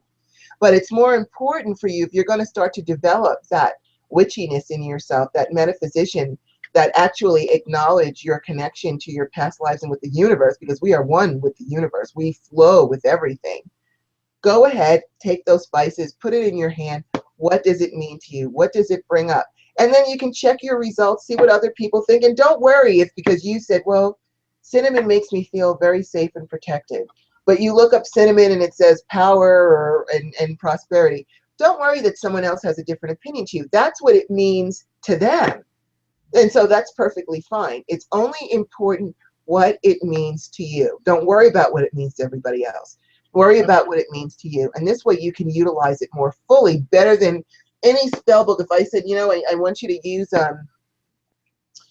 I don't know, oregano to do a spell, and you're like, I felt the oregano. It doesn't feel right to me to use it for that. So I'm just going to go ahead and I'm going to use sage. By all means, use the sage.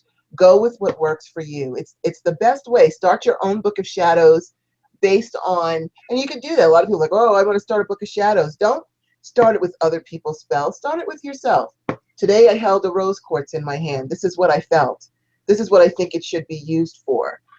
And start your own book based on your own beliefs, your own feelings, and use the herbs. You've probably got 20 bottles, at least, any of us who cook, probably have 20, 30 bottles of herbs in our thingy there that we use to cook with, even if you only have 5 herbs in there. Still, take them out, feel it. What does it feel like to you? What do you feel you should use it for? What energy does it make you have? And start your book of shadows based on what things work for you so that when you pull up a recipe for a spell, say, let's just say for protection, and it says, okay, use cloves for protection. You're like, no, I'm going to go ahead and use black pepper because that's what really means protection to me. Use your black pepper to substitute it out. So that's what I have to say on the attributes of herbs. Do you have anything else you want to add to that, Goddess Star? No, I think we covered it pretty much, and I can't believe how many questions we still have. I can't believe it either. You know, I'm like, I hope We we have never enough get through stuff. questions. I think, Yeah, I don't know if this is enough. I'm looking up more questions and we've gotten through, let's see, like five, yeah, three, and we four, have so five. many. We have so many. So of course The next one we will is do a part 2 show to answer more yeah, questions, yeah, but we're going to keep rolling as long as we can with these. yeah. All right. Our next question, this is one of my favorite questions, is do incantations have to rhyme? Goddess Star, and you're laughing. I see you sitting over there laughing. I can see you and hear you. Go Yes. ahead and we'll let you go ahead. Um, Your take. honestly, a lot of people believe it absolutely has to. Um, for me, honestly, I do not believe so. Um, depending, not so much incantations as a spell that you write, but a particular way, that may be more what needs to be more rhyming. But an actual incantation, I think, is so much like a prayer that, which is what we consider an actual spell, that to me, when you're saying it fervently from the heart and what you feel, not all the time is it rhyming, but it still means a lot to you. So I honestly don't believe that it needs to be. Um, but again, that's just my opinion, my personal opinion about that. Um, when we teaching a spell class on how to write spells, we teach it in rhyme because that's what we are taught as in general should be. But I always tell people that when you're really saying something fluently from the heart, it doesn't always come out in rhyme, but it means so much to you, and that's all that matters. That's the bottom line, that it means how it means to you and what it means to you and how it comes out. So, and again, write it down when you're done. It might have rhymed in some way, but it may not, but that's okay. There's nothing wrong with that. What do you think? I agree with you 100%. If you're just starting on this path, one of the most important things we can teach you is keep it simple. Just keep it simple. You don't have to do this grand ceremony. You're not sure what you're doing or who you're engaging. Keep it simple. You can just speak from your heart. Listen, this is what I need you to do for me. I need this, this, this, this, and this because of this. Please help me. Thank you so much. That's perfectly fine. It does not have to be, not everybody is able to write rhyming poetry or things like that. And I honestly believe that we are taught to rhyme things because it's easier to remember. Back in the olden days, not everybody wrote. You had to be higher society, stayed in school long enough to learn actual writing and reading, but a lot of people were illiterate. They never went to school. So the way they could teach you is through a rhyme. It's easy to remember things. A, B, C, D, E, F, G. If you think of all of the old childhood nursery rhymes that you still remember, those nursery rhymes, those things were meant to teach you something, but you remembered them because they rhymed. They turned it into a song. So when you turn it into a song, it's got a cadence, it's pleasant to it, you'll remember it better than trying to remember just a plain word petition and things like that. It's a lot easier for you to remember. So you have to remember that way back when, not everyone was literate. Not everyone wrote or could look up a spell in their book of shadows or things like that because they didn't have one because they didn't read or write. But the way they could maybe teach their daughter or teach their son how to do a spell was to turn everything into a rhyme. It's just easier to remember because it's more pleasant. It's entertaining. It has a cadence to it. It has a rhythm to it. Even the rhythm to it, that has a vibration to it because it's a steady, it might as well be like a drum. It's always a certain cadence to it. But it does not have to rhyme. You can just say, please help me. This is what I need you to do for me. It probably means more coming from your heart, the words that come from your heart, because you are feeling those words, than trying to make up a rhyme. And then you're like, well, I hope it rhymes right, or this doesn't really quite sound, or that doesn't really rhyme, but I'll say it anyway. Now you're back to conflict again and not feeling right because it doesn't feel right to you, or you couldn't do it exactly the way you feel like it should be, like in the spells of old. Don't worry about that. Later on, if you want to look up, there are, and to help you, if you really feel in your heart, it's got to rhyme. We've got, thankfully, the all-knowing, all-seeing Google has rhyming dictionaries. So you Yep. can look up a rhyming dictionary and figure out the word that you want and say, you need something to rhyme with wind. It'll give you all the words that rhyme with that. I guarantee you, out of all those words, you'll find something that you can use that's going to rhyme with wind and will satisfy your soul's need to rhyme everything. And your soul's need to rhyme everything may be because you were one of those people that didn't have a spell book. You weren't able to read or write, and so you learned through rhyming. So that feels like it's the only way for you because that's what your soul accepts. That's what your soul remembers and accepts as truth, and that's perfectly fine. So if you want to rhyme it, and there's no reason why you can't, and you feel like you don't have the soul of a poet to pull it off, use a rhyming dictionary. There's lots of rhyming dictionaries on Google. I've used them. I've never found a word that I couldn't rhyme with, or try to use words that have common, the last three letters are common, like ache, make, bake, take, cake, things that you can, use that's easy to rhyme. If you use those, anything that ends in ly, it could be lightly, dastardly, me, prosperity, anything that rhymes with e, it's easy to rhyme those. You can find words that rhyme with the ending sound of e. You can make your life simpler that way by using common ending signs, because then you can actually find words easily that rhyme with them. If you're going to use, more harder or more complicated words, then you might have some issues there. But for the most part, you can pretty much, if you keep to common endings like ly or e or ate or make, you can probably find the words that you need to rhyme to satisfy your soul's need for rhyming. But if you don't have a problem with not rhyming and you don't know what to say, by all means, speak from your heart, because when you speak from your heart, you are speaking from with emotion. You're speaking from energy. You're engaging the energy of the heart chakra to say, this is what I want. So it's actually could be even more powerful just to speak from your heart because it's sincere and you believe it, as opposed to trying to read someone else's rhyme or come up with a rhyme that you're not satisfied with. Then you could screw up your whole spell because, again, you're already going into it feeling deficient, and that is not the way to begin your spiritual work. So that's what I have to say about incantations, rhyming. Do you have anything else you would like to add to that, Goddess Star?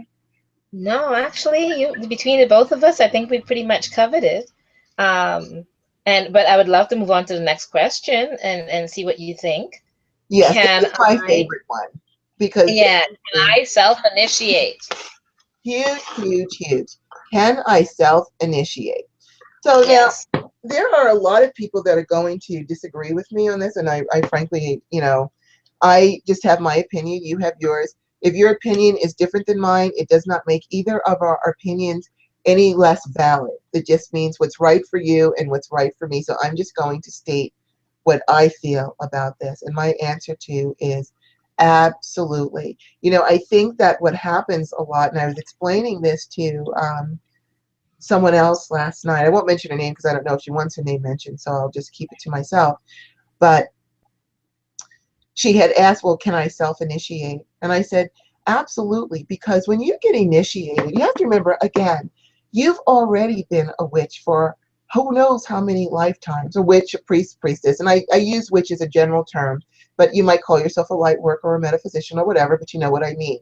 You have had this soul's mission for who knows how many lifetimes. When you got initiated all the way, way, way, way, way back when, to the very first lifetime that you were a metaphysician, it wasn't your body that got initiated, it was your soul.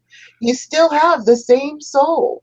So technically, you have all those initiations already within your soul. What you're really asking for is, I would like to have something, a refresher, something to refresh that energy, refresh that wisdom, refresh that knowledge, maybe strengthen the bond that I already have to the divine from what I've been, from before.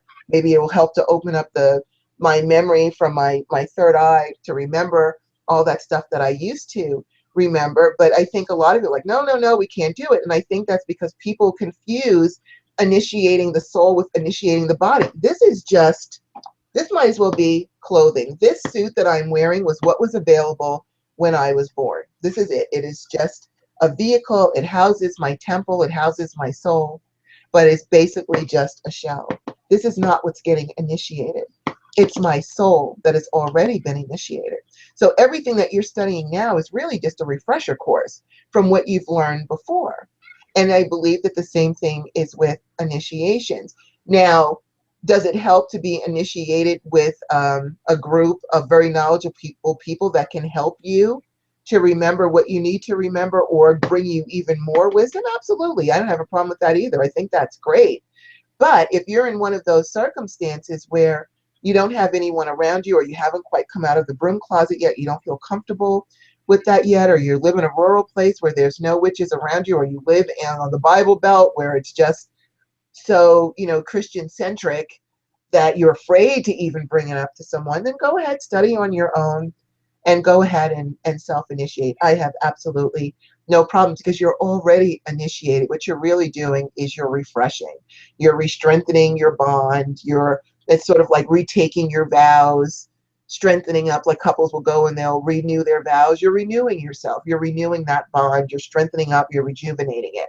But the initiations, I don't think you need to be initiated through a coven or something so formal because your soul has already been initiated. You still have the same soul. Those initiations still apply. But that is my opinion. And I will let you, Goddess Star, give us yours. Okay. It's interesting. I think we kind of, for me personally, and what my belief system is, I would say no, that you cannot self-initiate. And the reason I'm saying that is because I take a different wording with it. What you just described to me is dedication, not initiation. The reason I'm saying it like that is because the actual word initiation or initiate means to be initiated into a particular group or coven or sect or different things. Whereas dedication is all those things that you described to me. And being dedicated, and usually dedication means that I promise myself to a particular thing or divinity or this is my dedication to me as a witch. Where that's why I believe it's more like not so much can I self-initiate, but can I self-dedicate. My soul has been dedicated to this divine for so many millennia. My soul, exactly what you just said, except instead of the word initiate, I choose to believe it's dedicate because of the way the words are different, in the sense of what all those things that you described, I believe, is dedication, not initiation.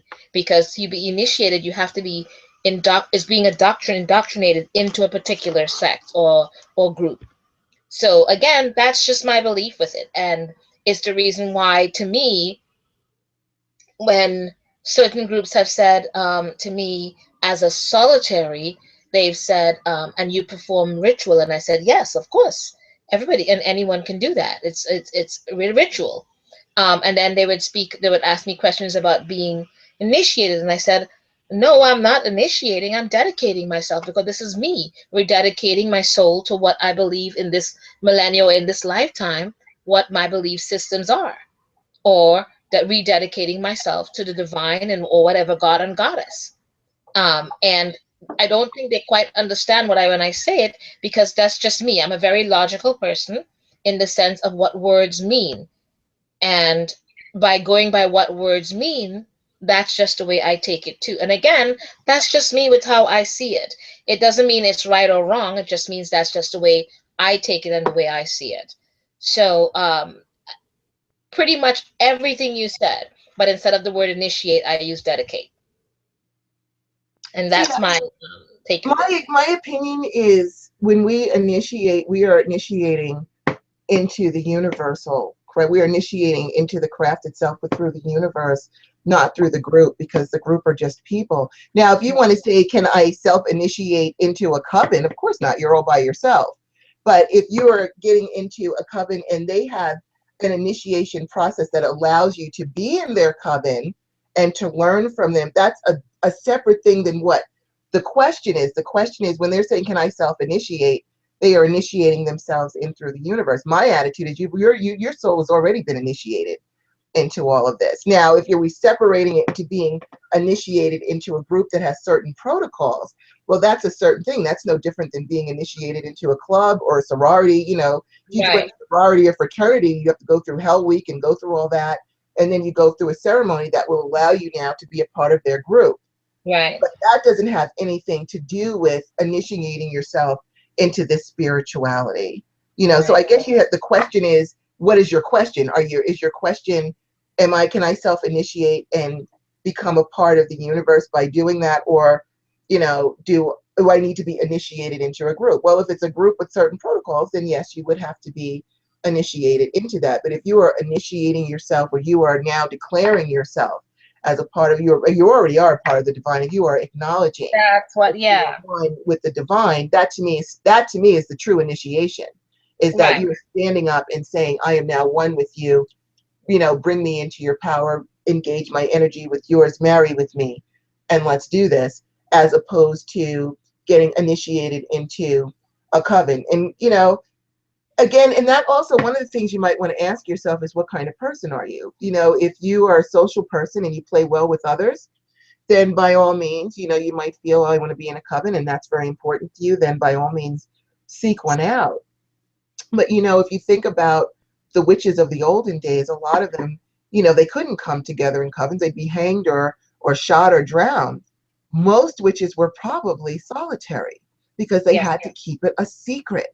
So Right. don't think, oh, I'm just a solitary witch. It doesn't mean anything if I'm not a part of a coven. I beg to differ with you. The original people were solitary. Right. Covens started to come together because there's protection in numbers, and you know, you can put your energy together and things like that. But the original witches were alone. So by Right. all means, you know, even if you think back to the olden days, which thankfully, at least I can say, wasn't a part of ancient Egypt. I mean, Goddess Star already threw me under the bus by saying I was around in the 70s. But going back to ancient Egypt, I was throwing myself under that bus too. you took me with you. But that's okay. It's all good. Like I said, I'm cool with being a crone. I love being a crone. I think it's a compliment to be one. But if you even think back to olden times with the kingdoms and the tribes, they didn't have a coven of witches advising them. They had one spiritual advisor. They had a witch or they had a magician. There was one person that Yes. had the responsibility of handling all that work all by themselves. So don't think you're deficient if you are solitary, or you know, you prefer to work on your own.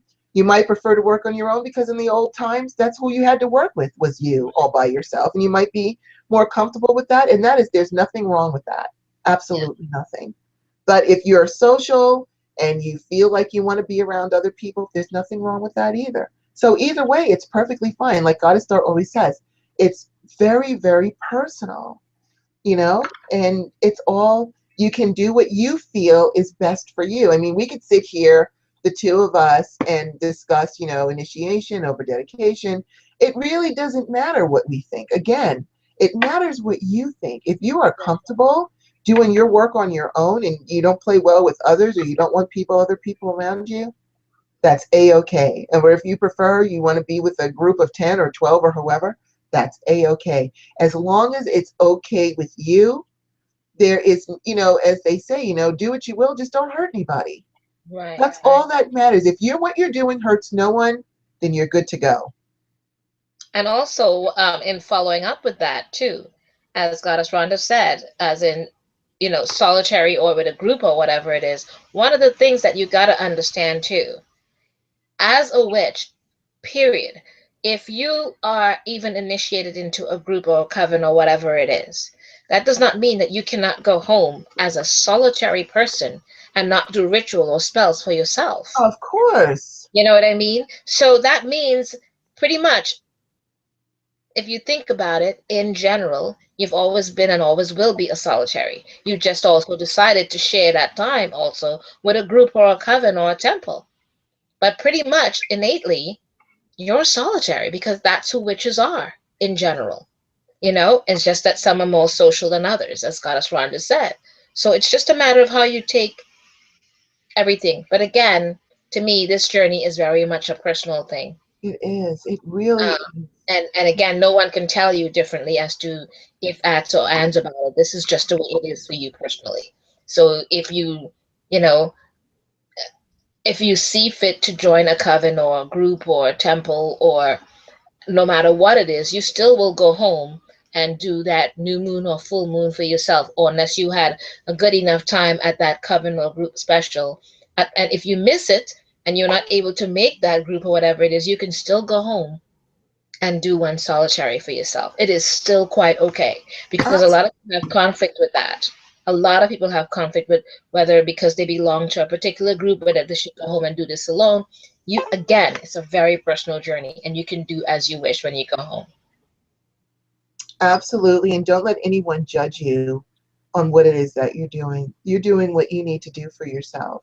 So don't worry if someone says, well, you should have done that with the coven. You should have, no, you should have done what you needed to do for No, they yourself can't and what tell you you. felt like you needed to do for Yeah, yourself. yeah. That's the most important thing. Doesn't matter what anybody else says. Once again, it always just Wow. matters to you.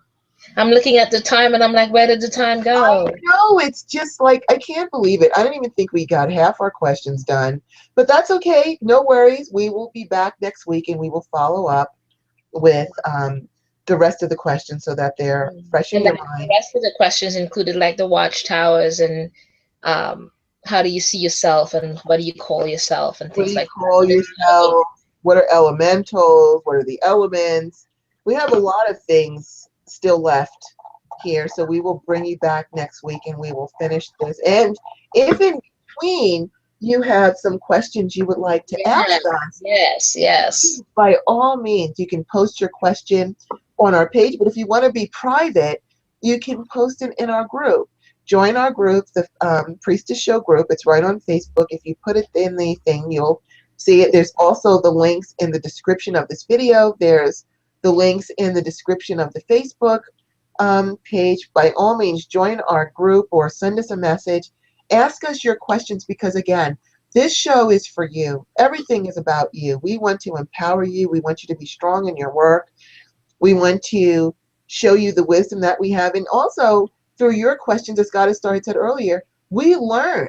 I can't think of everything. Goddess Star can't think of everything. You might have a question that opens up an avenue of wisdom for us. So, Right. by all means, ask your questions. Send us a message, post it in the Facebook group, um, post it on the page. We are happy to answer your questions, please. And if you know other people that would enjoy our show or enjoy this information, please share our show with them and our links. Please like our Facebook page. And as always, we are truly grateful that you took the time to listen to us today. It means so much to us that you engaged with us in the chat room, asked us questions. It really makes our day when we can turn the show off and feel that we helped someone a little bit further down their spiritual journey. So with all that being said, we're going to go ahead and close out our circle so that we can let you guys go ahead on with your evening. Hail and farewell, our lords and ladies of the elements and the directions. We thank you so much for your kind service and release your energy back to its source.